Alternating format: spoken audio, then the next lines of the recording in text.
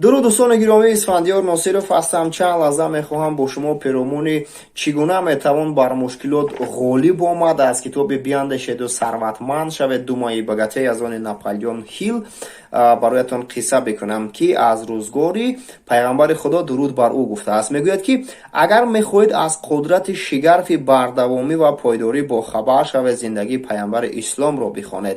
یعنی ناپلیون هیل ما را تلقین کرده ایستاده است که اگر از همین شگرف بردوامی و پایداری میخواهید که با خبر شوید، پس زندگی نامه محمد مصطفی درود بر او را آموزید، از آن خود کنید، آن را نمونه زندگی برای خود قرار بدهید. پس چرا ما مطالعه کننده نباشیم؟ اون نفرانی که در خد کوچه هستند، در ایستگاه ها سحر تو بیگاه مثلا به خوردن آفتاب پرست مشغول هستند، اونها هیچگاه این گونه توصیه را داده نمیتونند. توصیه اینجاست، در کتاب است.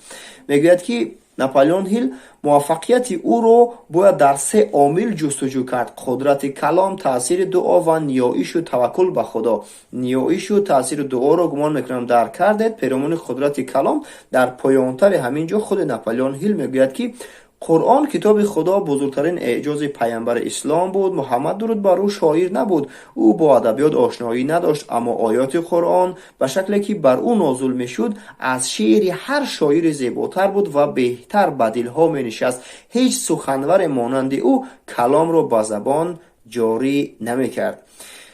نه اینکه ناپلیون هیل، بلکه اکثریت نویسندگان اشخاص موفقیت دنیا وقتی که پیرامون مشکلات، پیرامون زندگی، پیرامون هر سوالی که وابسته به زندگی پیدا می شود، اکثریت از زندگی نامه محمد مصطفی درود بر او مثال می آورند. پس می باید که از زندگی نامه او بخوانیم و اگر ذره از سنت های او رو بجا بیاریم، گمان میکنم که نوران علی نور می شود.